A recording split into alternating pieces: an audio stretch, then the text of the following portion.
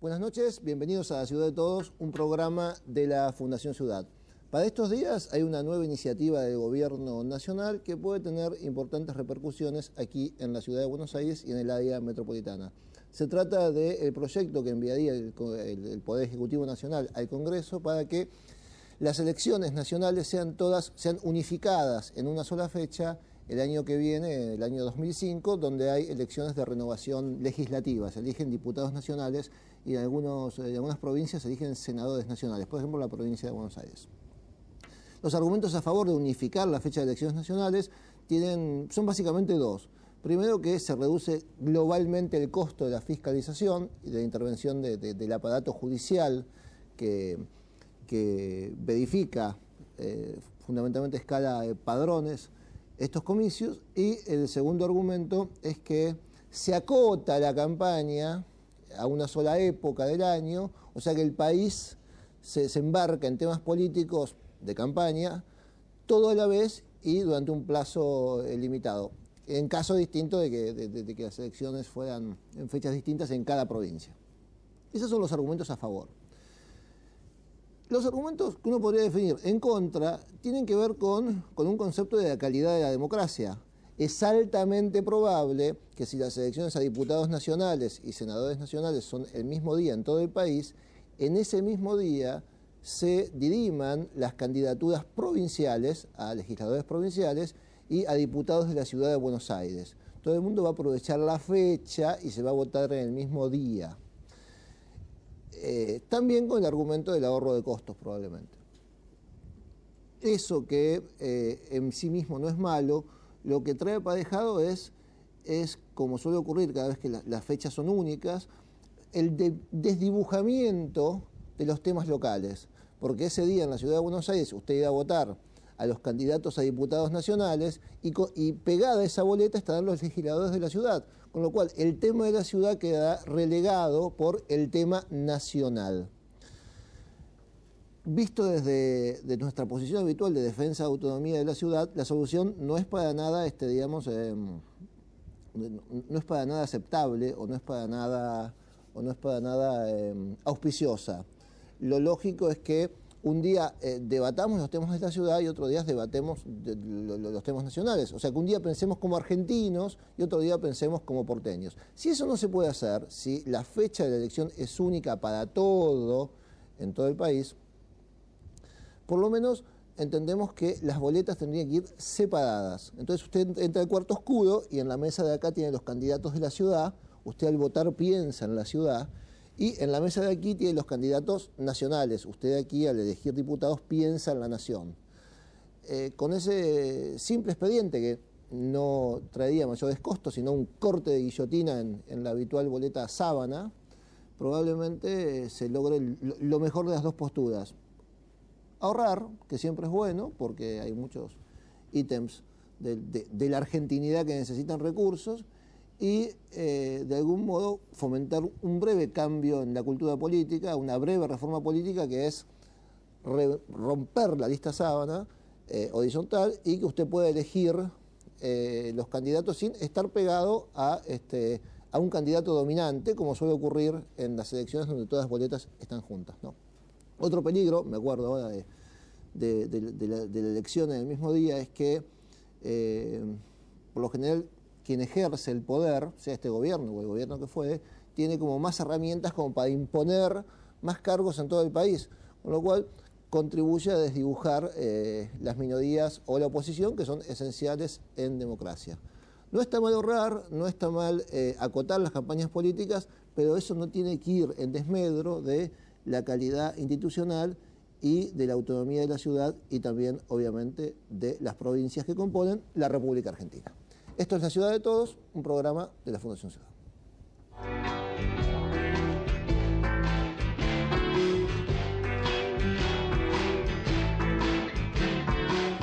Yo vivo en una ciudad donde la gente aún usa gomina, donde la gente se va a la oficina sin un minuto de más. Yo vivo en una ciudad donde la prisa del diario trajín parece un film de Carlitos Chaplin, aunque sin comicidad. Yo vivo en una ciudad que tiene un puerto en la puerta y una expresión boquiabierta para lo que es novedad. Y sin embargo yo quiero ese pueblo tan distanciado entre sí, tan solo, porque no soy más que alguno de ellos, sin la gomina, sin la oficina, con ganas de renovar.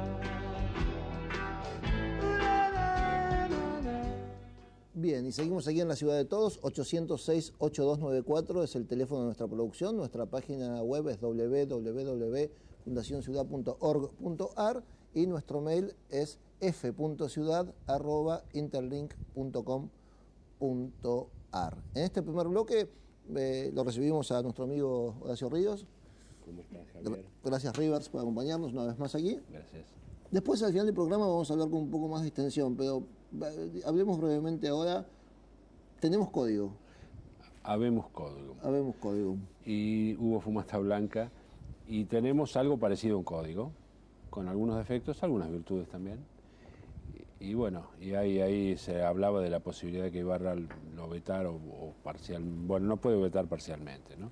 O lo vetara o no, aparentemente en este momento está buscando nuevos caminos. Nos estamos refiriendo obviamente al Código de Convivencia de la Ciudad de Buenos Aires, que ustedes saben tenía esos temas álgidos, el tema de la oferta y demanda de sexo en la vía pública, el tema de los cortes de calles por los llamados piquetes y el tema de la venta ambulante, callejera, claro. La venta en la calle. Claro, fueron resueltos con poca sensatez algunos de esos temas, ¿no?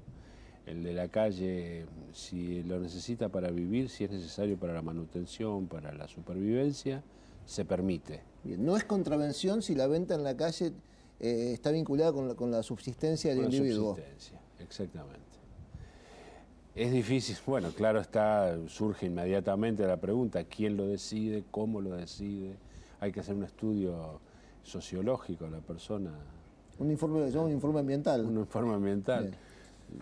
Después con el tema de la prostitución, bueno, se ha visto hasta el cansancio en estos días por distintos medios.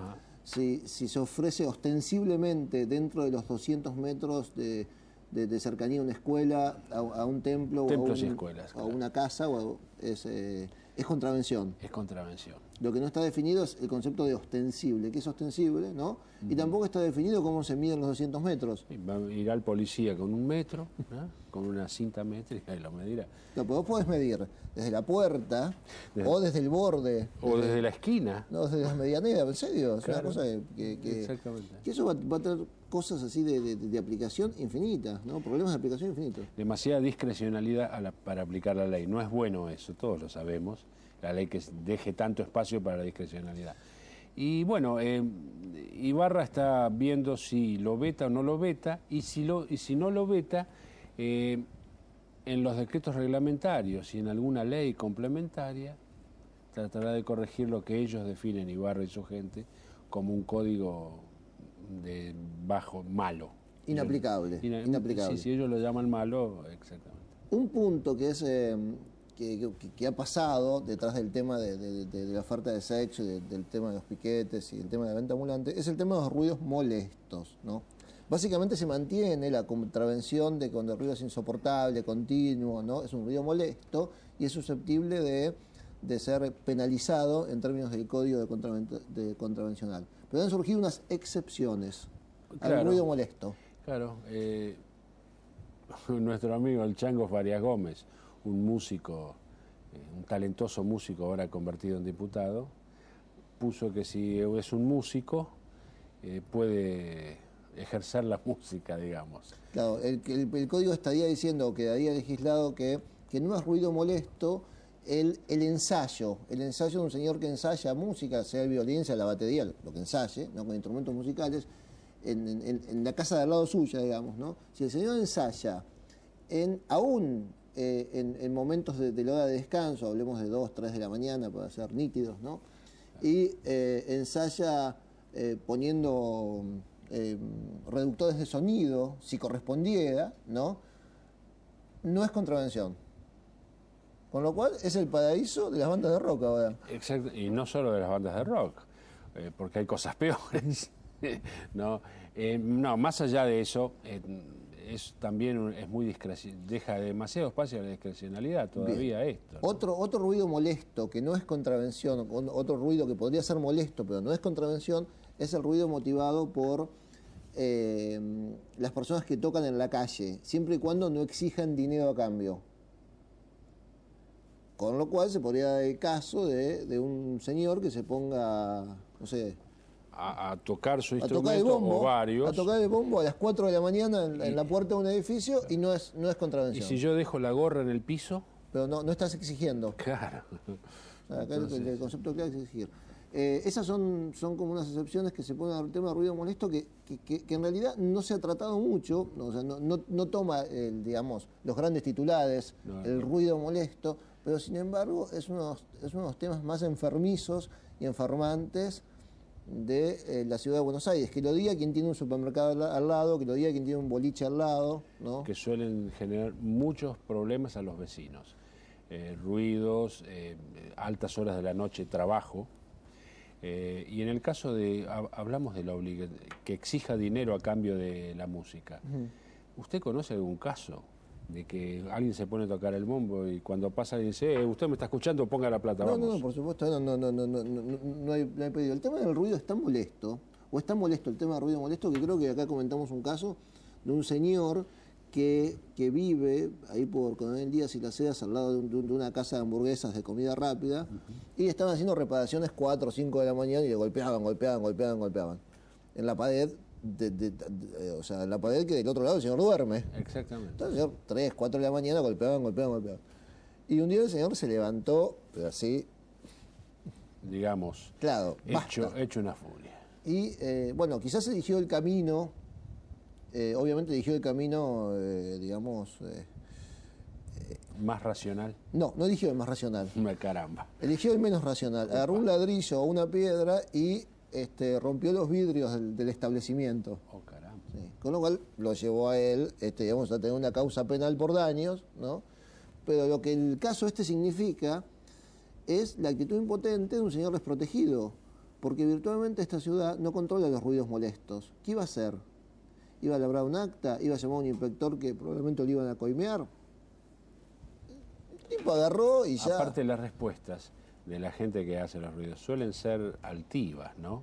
No suelen ser condescendientes. Y más tratando de ser una empresa gigantesca, ¿no? Contra la cual este pobre señor que ronda casi los 70 años y realmente necesita dormir, bueno, no tiene salida. No tiene mucho. No lo justificamos, pero o sea, ha habido muchos casos de ruidos molestos que han terminado en violencia física en esta ciudad. Y bueno, eso mucho no se dice. Claro. Volvemos al final del programa, vamos a hablar de uno de los temas más importantes que tiene la ciudad de Buenos Aires, que nunca resolvió todavía, que es el del tránsito y el estacionamiento. Usted sabe. En el próximo bloque, en la ciudad de todos.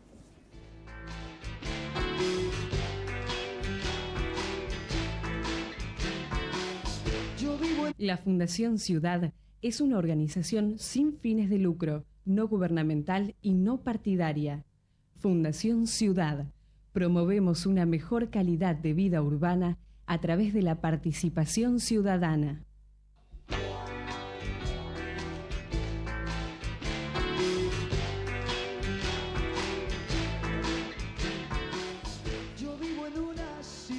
Bien, y seguimos aquí en la ciudad de todos, 806-8294, el teléfono de nuestra producción. Nuestra página web es www.fundacionciudad.org.ar y nuestro mail es f.ciudad@interlink.com.ar o también fundacionciudad@interlink.com.ar. Uno de los temas no resueltos de la ciudad de Buenos Aires ni del área metropolitana es el tema del tránsito, estacionamiento, los camiones, todo lo que hace que, si usted quiere ir, por ejemplo, de Las Heras y Pueyrredón hasta tribunales un mediodía cualquiera, en un taxi o en un auto, tiene que estar dispuesto a sufrir y a llegar tarde, porque es lo que ocurre habitualmente. La solución de esos temas es parte de la responsabilidad de nuestro amigo el arquitecto Andrés Hortagaray. Gracias por acompañarnos, Andrés, hoy en la ciudad de todos. Gracias, Javier. Yo creo que en todos los lugares, todas las ciudades del mundo que tienen la envergadura de Buenos Aires, el tema es un tema no resuelto. Pero sí hay grados distintos de respuesta a los desafíos crecientes que pone el crecimiento del parque automotor en una infraestructura que no va a aumentar de ancho. Las calles y las avenidas van a seguir siendo lo que son. A mí me parece, y esa es la política que se está impulsando, que esto se puede encarar si uno le da prioridades, dejar todas las opciones abiertas a quien quiere desplazarse, pero evidentemente no es lo mismo para la ciudad el que va manejando solo en un auto que el que va en transporte público, que el que va en un taxi, que el que va caminando, que el que va en bicicleta. Y en ese sentido, digamos, dar prioridades de acuerdo a las externalidades que cada medio tiene para la ciudad. Eso tiene un impacto social, tiene un impacto económico y tiene un impacto ecológico. Como recién hacías mención, uno de los temas fundamentales para que el transporte de superficie pueda funcionar es una cultura de respeto a las normas.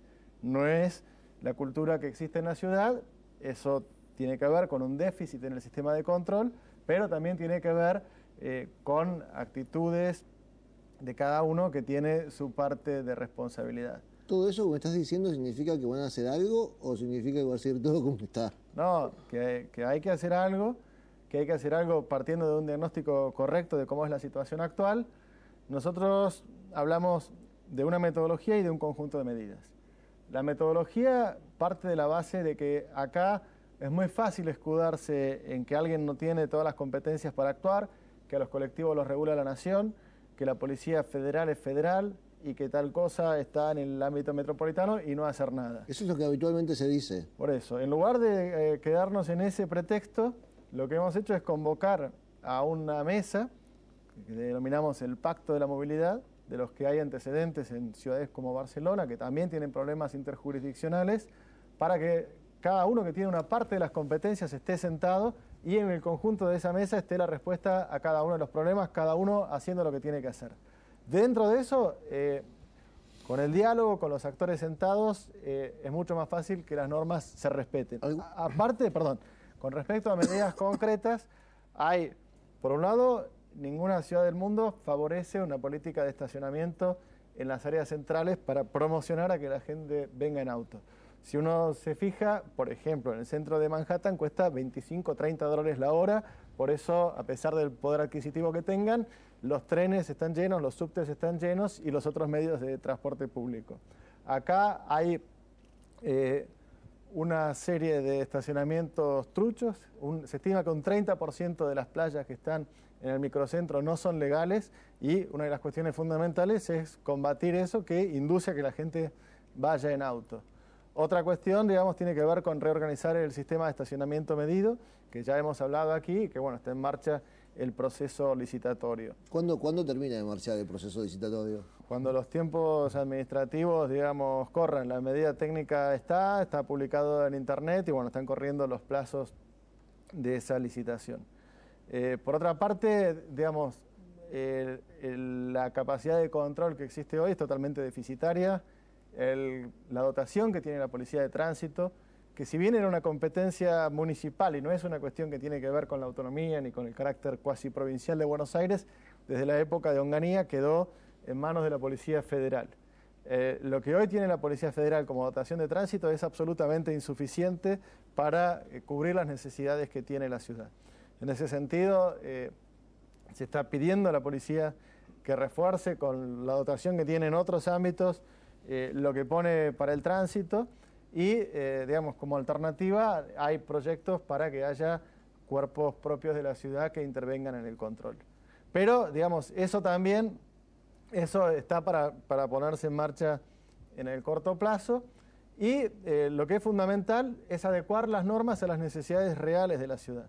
Por ejemplo, está en marcha un sistema de carga y descarga que contempla las necesidades logísticas de la ciudad y habilita lugares especialmente destinados para eso, pero hace más estricto el cumplimiento en las avenidas y en otras calles. ¿Las necesidades logísticas de la ciudad son las necesidades de los supermercados? No, acá los supermercados es un problema aparte donde la violación de las normas es flagrante y no tiene ningún tipo de justificación. Porque yo no quiero ser molesto, pero debo recurrir de nuevo al viejo ejemplo de Rodríguez Peña entre Las Heras y Juncal, que hay un supermercado Disco ahí sobre esa calle tan angosta donde nunca jamás lo tenían que haber habilitado, ¿no? Donde pasan 2 líneas de colectivos y yo veo bastante seguido que hay señores descargando de camiones gigantescos a las 2 de la tarde, a las 3 de la tarde, a las 5 de la tarde, a las 11 de la mañana, a las 11 y 5 de la mañana, ¿no? Sí. Y nadie les dice absolutamente nada. Bueno, eso es absolutamente inadmisible.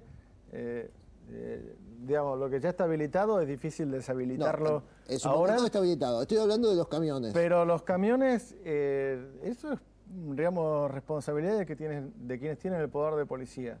Pero por eso, para no entrar con una respuesta burocrática, de decir, bueno, no tenemos la competencia, no podemos hacer, se está constituyendo este ámbito del Pacto de la Movilidad, donde el representante de la Policía Federal tendrá que responderle directamente a quienes estamos afectados por el problema, tanto el gobierno de la ciudad como vecinos, como otros, por qué ante la evidencia flagrante de que eso está ocurriendo no se toman las medidas que se tienen que tomar.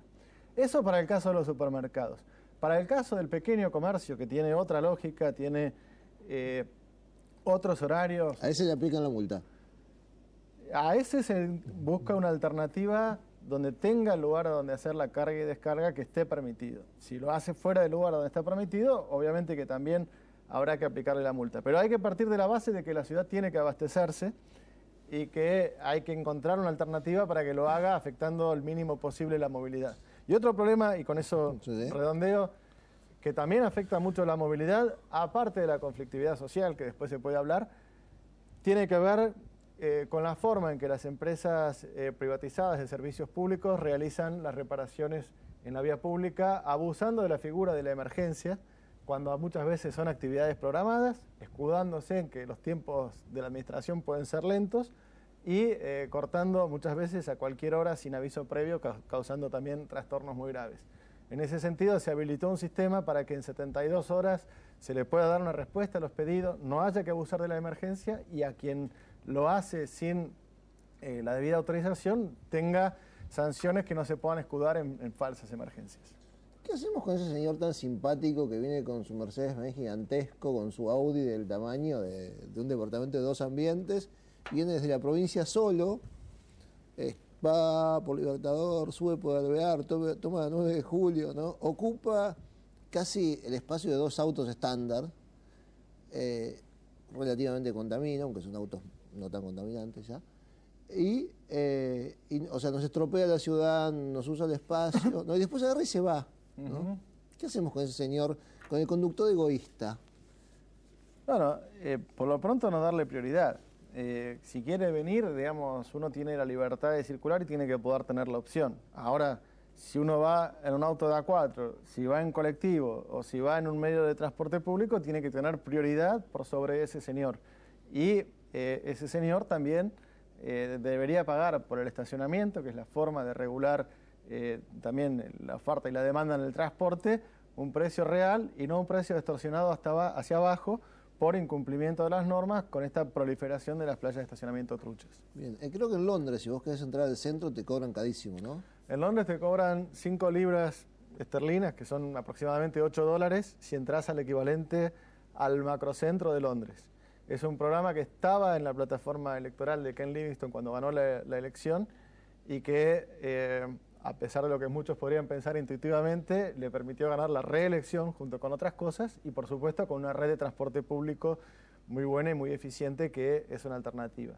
Y también hay que decir que eso no te cambiaba tanto los costos porque estacionar en el centro de Londres también cuesta 4 o 5 más libras la hora, con lo cual el costo del peaje es un costo más, pero ya era poco eficiente en términos económicos ir al centro en auto. Vuelvo al tema del Libertador ahí y Pueyrredón. Uno se puede sentar ahí en la plaza y mirar los autos que van al centro de la mañana. Y yo no sé, no he hecho cálculos, pero yo lo he visto algunas que otras veces, ¿no? Y en realidad todos los autos vienen con una sola persona. Sí. O su mayoría sí, estrondosa, 8 de cada 10. ¿no? Eso es lo que la infraestructura de la ciudad no puede absorber. Hay aproximadamente 3.500 vehículos por hora que entran por Pueyrredón a la hora pico. eso no quiere decir que no haya muchos más pasajeros. Si los pasajeros van más por auto, van en colectivo, van en taxi, pueden pasar muchos más pasajeros por hora sin que haya congestión. Si cada uno va a querer ir manejando solo en el auto, se van a embotellar todos y eso no tiene solución. Bien, lo de las patentes par o impar no va. Eso es una de las medidas que en distintos lugares del mundo se ha tomado. Nosotros preferimos hablar de opciones y prioridades. Que si uno quiere venir en auto puede hacerlo, pero pague por las externalidades que eso tiene y tenga que saber que esos probablemente van a ir con mayor congestión que los que van en el transporte público, que tienen que tener prioridad. Y esto combinado con una mejora en el transporte público, con una mejora en los espacios peatonales y con las otras formas de transporte. ¿Cómo se relaciona esto con el tema de los piquetes? Todo este ordenamiento nuevo que van a hacer. Lo de los piquetes creo que tiene una naturaleza diferente, tiene que ver también con cuestiones sociales y conflictos que arrastra el país que son más profundos y que no se resuelven desde el transporte aunque tengan un efecto en la movilidad. Lo que sí podemos decir es que las cuestiones que tienen que ver con el transporte, que favorecen la inserción social, tienen que discutirse. Si hay que pensar en quienes hoy no pueden viajar ni siquiera en colectivo porque no les alcanzan los recursos, habrá que ver políticas tarifarias de subsidio a la demanda en ese sentido y habrá que buscar las formas de integración por distintos medios. Pero evidentemente hay que tener una cultura de respeto a las normas, si no, no hay ningún sistema de movilidad que funcione. Bien, yo cada vez que pienso en los piquetes, me acordé ahora cuando nombraste Barcelona, ¿no? En Barcelona no tienen piquetes. Han hecho algunos cacerolazos por el tema. Pero no tienen piquetes como metodología de protesta.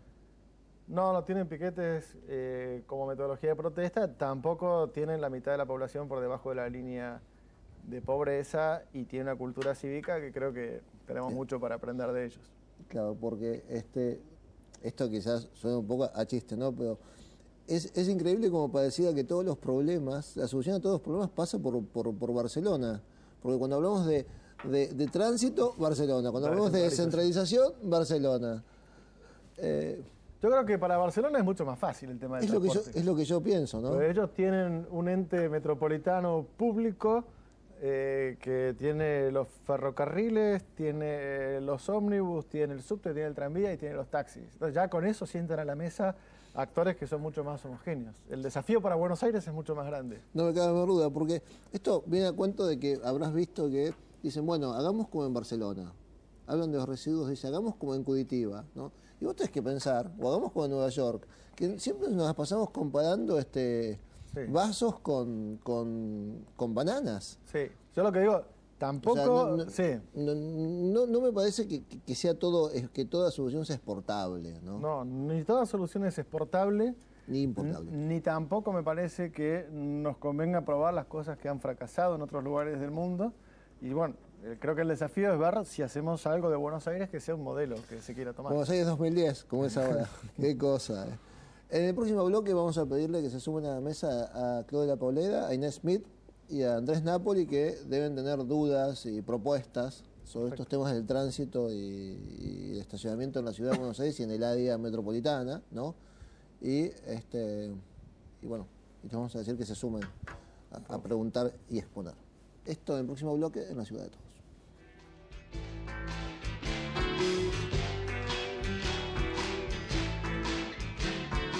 La Fundación Ciudad es una organización sin fines de lucro, no gubernamental y no partidaria. Fundación Ciudad. Promovemos una mejor calidad de vida urbana a través de la participación ciudadana.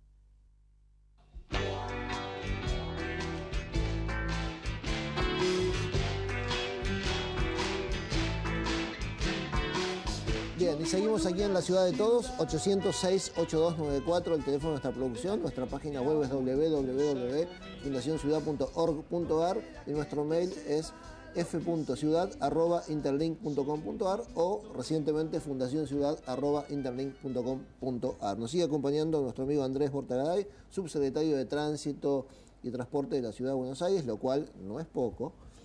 Y se han sumado a la mesa el arquitecto urbanista Claude de la Pauleda, presidente de la Academia de Ciencias del Ambiente. Gracias, Claude, por acompañarnos una vez más en la Ciudad de Todos.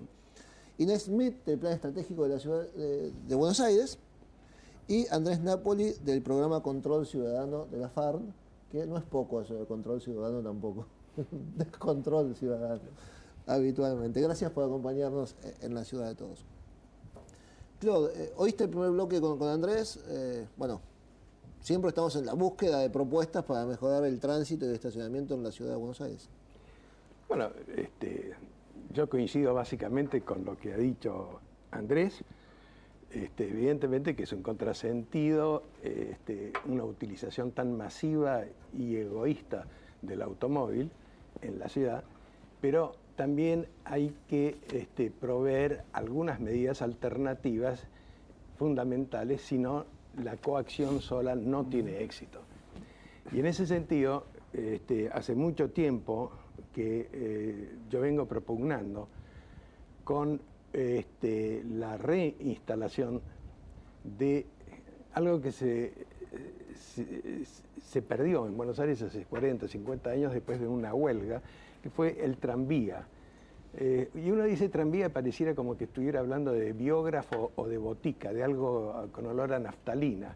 Pero estoy hablando del tranvía de última generación o de penúltima generación, que son medios de locomoción absolutamente modernos, sobre rieles soldados, que no hacen ruido, que además tienen todo el confort moderno, pueden llegar a tener fuelles y articulaciones. Funcionan con electricidad que se saca de las energías hidroeléctricas, de las fuentes hidroeléctricas. Sí, por supuesto, no son combustibles fósiles y además hacen muchísimo menos ruido. Pero hay otra alternativa que es interesante en ese sentido, es que no nos olvidemos que en el casco céntrico de nuestra ciudad también se ubican algunos de los monumentos y iglesias más antiguas de la ciudad, que forman parte del patrimonio de la ciudad de Buenos Aires.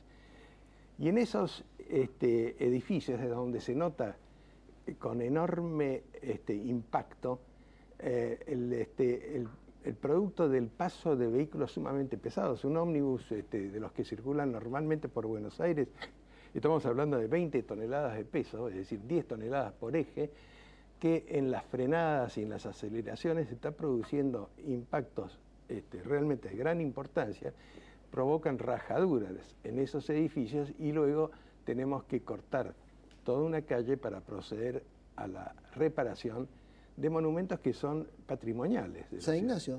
Exactamente. El caso típico. Fíjate la diferencia que hay entre el paso de un ómnibus de este tipo con el paso de un tranvía, a los que yo me refiero, que sobre un riel soldado es como circular sobre un patín, está distribuyendo totalmente su carga en una extensión mucho más grande y además ocupa solamente un carril. Con lo cual hay otro efecto que podría llegar a ser muy interesante, y es que una calle relativamente angosta, con un solo carril ocupado por un transporte público, puede llegar a peatonalizarse con mucha facilidad y restituir al peatón el uso de las calles del centro de Buenos Aires. Sí, todo eso sí, si tuviéramos otra cultura probablemente, ¿no? Sí, pero yo planteo esto porque en el primer cuatrimestre del año pasado se procedió a la repavimentación de muchas calles del microcentro, cosa que era absolutamente inevitable y necesaria hacer, y que nos brindó una serie de experiencias. Yo creo que tenemos que aprender de esas lecciones. Para empezar, nos hizo ver de que se podía caminar más en la calle, que al estar cortadas muchísimas calles por las obras de pavimentación, el público se acostumbró a caminar. Se apropió del asfalto. Al estar cortados estas calles, pasaban mucho menos automóviles y mucho menos colectivos, y lógicamente que había mucho menos humo. Por lo tanto, el aire era más puro y la gente estaba caminando en un ambiente mucho más higiénico.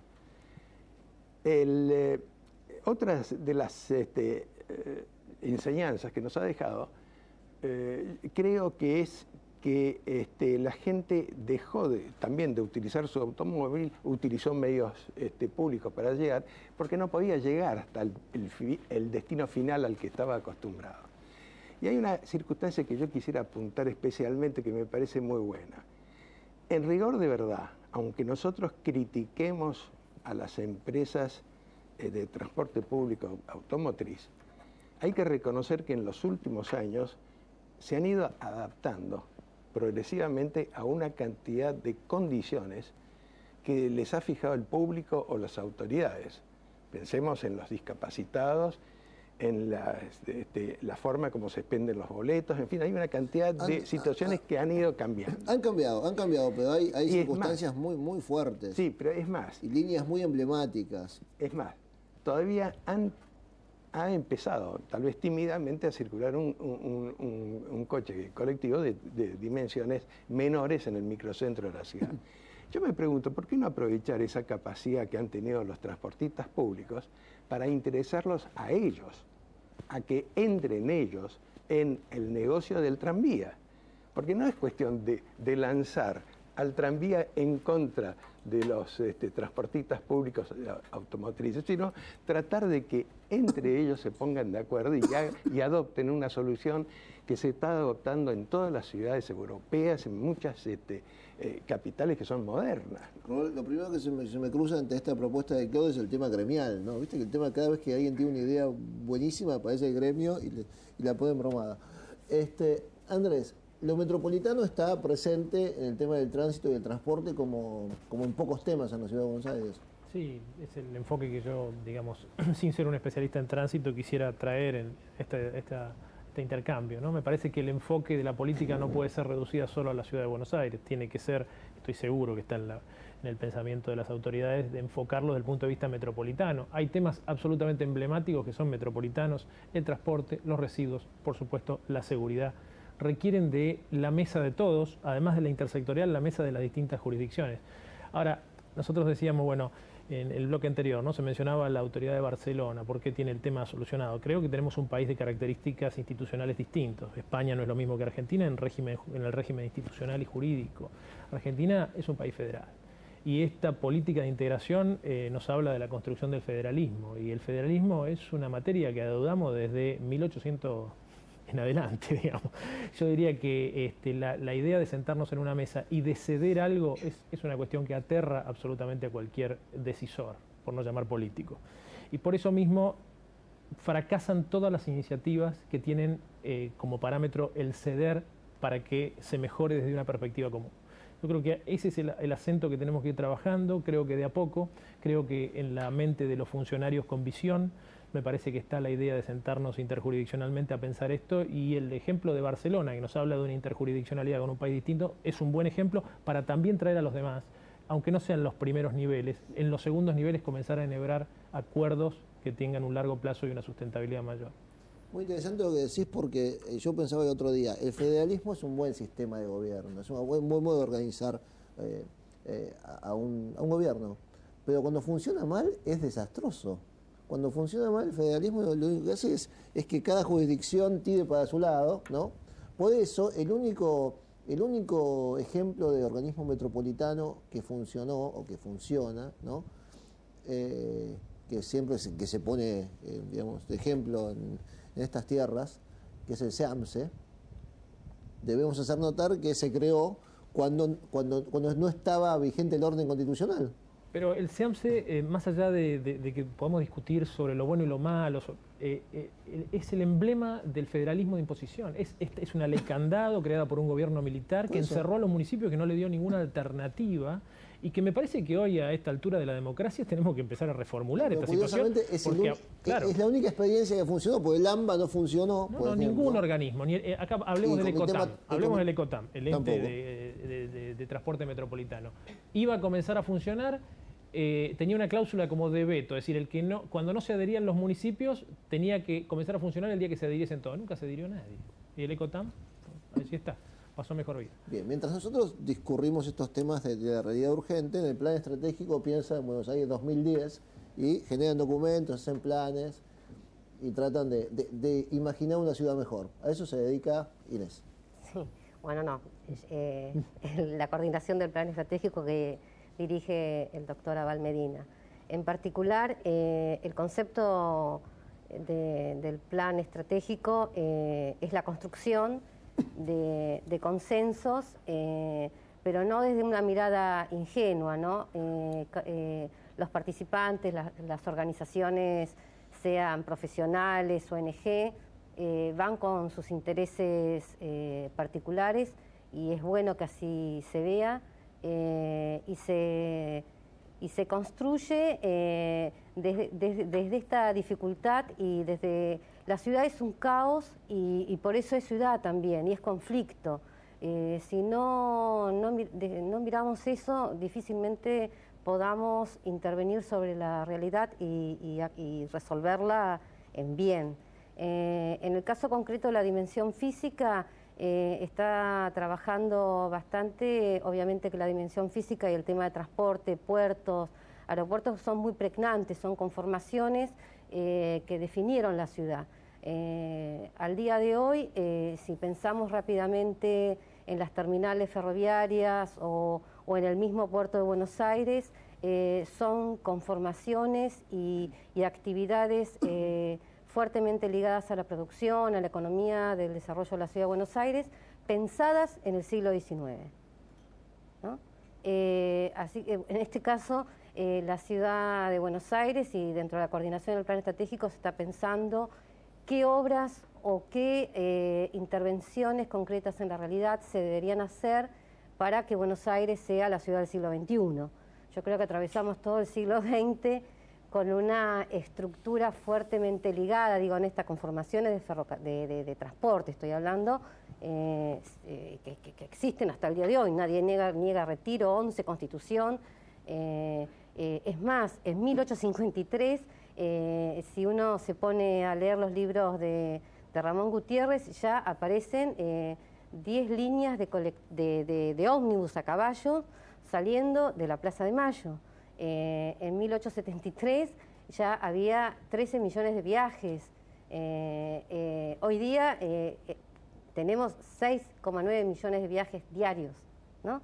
Pero este espacio técnico que fue construyendo en esto, yo creo, en lo federal, digamos, Buenos Aires fue una construcción colectiva de toda la Argentina.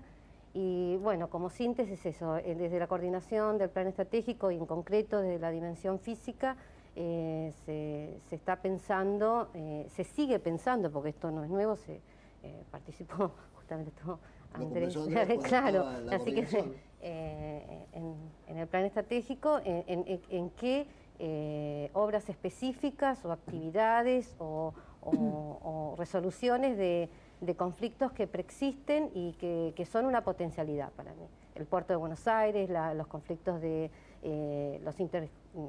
digamos, las diversas jurisdicciones del transporte y demás, bueno, para mí es una potencialidad. Bien, estos días vi en los diarios que el gobierno nacional piensa restablecer los trenes de larga distancia. Que uno iba, no sé, a Córdoba o iba a Mendoza, eran buenísimos los trenes de larga distancia. A mí me gustaba viajar en tren, por lo menos, en larga distancia. Andrés, ¿el huevo o la gallina? Porque dicen, bueno, si aplican restricción al tránsito vehicular privado, antes tienen que fortalecer el transporte público porque alguien tiene que recibir la demanda. Entonces vos decís, bueno, mientras fortalezco el transporte público, se me va de control el transporte privado. ¿Por dónde se empieza concretamente en los próximos días? Tengo que ir con las dos cosas juntas. Y creo que la forma de mejorar el transporte público, mientras tanto, es darle prioridad. Es permitir que quien toma el transporte público pueda circular en menor tiempo para ir de un lado al otro. Recién decía Claude, la cuestión del egoísmo, del que quiere ir solo, y de alguna manera hay que premiar, digamos, al que busca un medio que tiene externalidades más positivas desde todo punto de vista. Creo que hay un primer paso que es usar mejor la infraestructura que existe, y hay un segundo paso que es pensar en nuevas infraestructuras con creatividad y con también inteligencia en el uso de los recursos. Pero no es un problema donde la principal restricción sea económica. Si uno puede poner de acuerdo a los principales actores sociales y puede arbitrar estos conflictos que existen, se pueden dar pasos muy importantes con lo que hoy tenemos. Bien, o sea que voy a poder llegar de la fundación al estudio de televisión más rápido en un futuro cercano. Si vas en, disculpa mi egoísmo, ¿no? Si vas en colectivo o vas en un taxi ocupado, deberías poder ir más rápido. Bien, Claude, esto tiene que ver, toda esta situación actual del caos de tránsito en la ciudad, a que en algún momento de la historia reciente argentina el lobby del caucho y de la nafta le ganó al lobby del ferrocarril. ¿Las autopistas le ganaron al subte? Sí, es probable. Los intereses se encuentran en pugna en toda ciudad. Alguien lo dijo esto antes. Yo pienso que el tema es aprovechar ciertas circunstancias o coyunturas. Cuando se hizo el proceso de repavimentación al cual me refería yo antes, pronostiqué, lo cual no es ninguna ciencia oculta, de que en 4 años más aproximadamente habría que hacer nuevamente ese trabajo de repavimentación, porque los pavimentos no duran. Uno, porque por el peso enorme de estos vehículos, de estos colectivos inmensos, y otra por la absoluta desaprensión con que se manejan las roturas de los pavimentos las empresas de servicios públicos. Pero ese espacio de 3 o 4 años que nos queda hasta la próxima repavimentación es la que tendríamos que utilizar nosotros para hacer un plan, aunque sea piloto, de eventual utilización de un circuito dentro del microcentro que me permitiera colocar una línea de tranvías eficiente, peatonalizar gradualmente algunos sectores de la ciudad y unir sectores que hoy en día están muy desconectados. Dicen que esa experiencia piloto se va a hacer en Puerto Madero, creo que lo leí en Exactamente, uno de ellos podría ser Puerto Madero. Exactamente. Y curiosamente, los vecinos de La Boca y de Barracas están pidiendo, reclamando, de que la línea de tranvías que se pudiera colocar en el microcentro tuviera terminales en los barrios de ellos. Lo cual significa que hay consenso y hay además apetencia por llegar a esos. Y que el sur también existe, exactamente. Además. Andrés, ustedes han hecho un documento, que bueno, que lo podemos mencionar, sobre lo metropolitano en la región, ¿no? La verdad es el librito ese, me parece que ahí la persona que quiera seguir estos temas puede hallar toda la información suficiente, hay incluso modelos de convenios. Sí, fue una experiencia, en realidad fue una investigación seguida de una experiencia de talleres sobre la cuestión metropolitana, donde estuvieron los principales actores de la región, y se trabajó en propuestas que por supuesto ahí están durmiendo, pero bueno, pueden servir de antecedentes para cualquier momento que se pueda plantear esto. A eso me refería, el kit de solución de lo metropolitano, desde el convenio que se podría hacer para transporte y para otros temas, residuos, está. El kit está. El kit está, como decía Andrés, la voluntad política es el interrogante y en definitiva quizás esa voluntad también reacciona por la presión social, ¿no? Exactamente. Entonces, en algún momento tendremos una demanda social que nos diga que el tránsito y algunas condiciones de calidad de vida son importantes para esta ciudad. Hoy tenemos otras prioridades y el año que viene otras. Otras, sin duda. Mientras tanto, en el plan estratégico siguen trabajando. La página web del plan estratégico es... Plan estratégico, buenosaires2010.org. Y si no, de Gobierno de la Ciudad de Buenos Aires está... Y ahí está el link. Exacto. Porque en la página web del plan estratégico está, ¿te acordás el foro ese de transporte que se organizó cuando vos estabas a cargo del plan? ¿No? Que también hay mucha información, muchos documentos para las personas que quieran seguir este tema, como recomendamos habitualmente. Gracias Inés, gracias Andrés, gracias Claude, gracias Andrés por acompañarnos hoy en la Ciudad de Todos. Esperemos que se puedan hacer anuncios en los próximos días que hagan que la gente viaje mejor, viaje más cómoda, ¿no? Y el señor que viene con su auto a ocupar el espacio, ¿no? que le cueste de algún modo, ¿no? Muchísimas gracias por acompañarnos. En el próximo bloque cerramos con el amigo Ríos.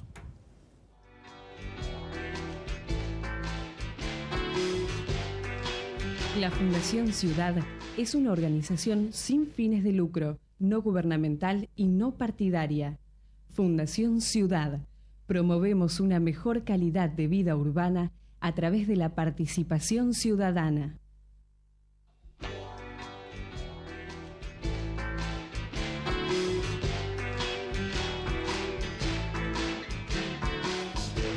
Bien, y seguimos aquí en el último bloque de La Ciudad de Todos, 806-8294, el teléfono de nuestra producción. Nuestra página web es www.fundacionciudad.org.ar y nuestro mail es f.ciudad@interlink.com.ar.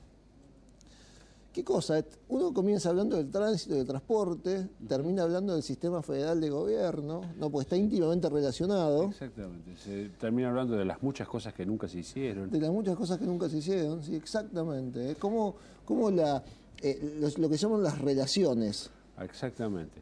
Cómo la cadena de la calidad institucional ha ido decayendo en los últimos años, y esto es una demostración palmaria de eso, ¿no? Bien, acabas de decir las palabras justas y exactas que me hacen recordar que en el Museo Mitre, en la calle San Martín, que es la casa donde vivía el expresidente Mitre, Bartolomé Mitre, hay un museo, ¿sí?